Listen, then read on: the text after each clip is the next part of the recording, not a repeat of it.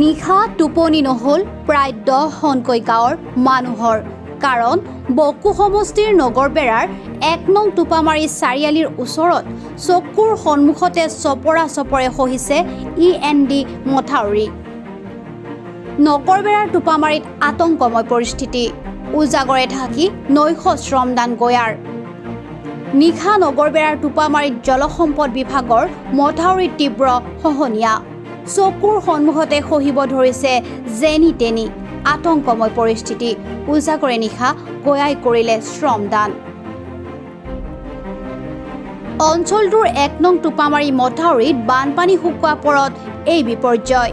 চাওক কিদৰে পানীৰ চাক নৈয়াত যাব ধৰিছে মথাউৰিৰ গছ বিৰিখ পৰ্যন্ত। চপৰে খহিব ধৰিছে মথাউৰি। নিশা টোপনি নহ'ল প্ৰায় 10খনকৈ গাঁৱৰ ৰাইজৰ, কিয়নো মথাউৰিটো কেনেবাকৈ ছিঙিবলৈ হ'লে অঞ্চল জুৰি হ'ব মহাপ্লাৱন, এক বিভীষিকাময় পৰিস্থিতি। উপায়বিহীন সকলোৱে এইদৰে গছ জাপি খহনীয়া প্ৰতিৰোধ কৰিবলৈ উৰেটো নিশা কৰিলে মথাউৰিৰ মেৰামতি। আনহাতে ৰাইজে যোগাযোগ কৰাত বিভাগীয় বিষয়াই পুৱাৰ ভাগতে মথাউৰি মেৰামতিৰ দিহা কৰাৰো আশ্বাস দিছিল।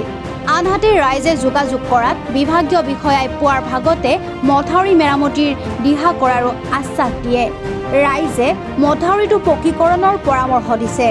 ৰাইজৰ যুক্তিত পকী নকৰিলে মথাউৰিটো আগলৈ মহা বিপৰ্যয় অনিবাৰ্য।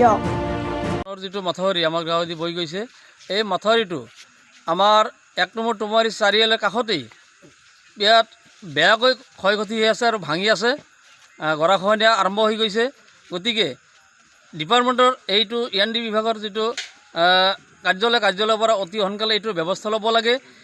এইটো অতি সোনকালে ব্যৱস্থা যদি নলয়, আমাৰ এই গাঁৱৰ বহুতকেইটা ঘৰ বাৰী ভাঙি খুব ক্ষয়ক্ষতি হৈ যাব আৰু চূৰ্ণ বিচূৰ্ণ হৈ যাব আমাৰ এই গাঁওখন।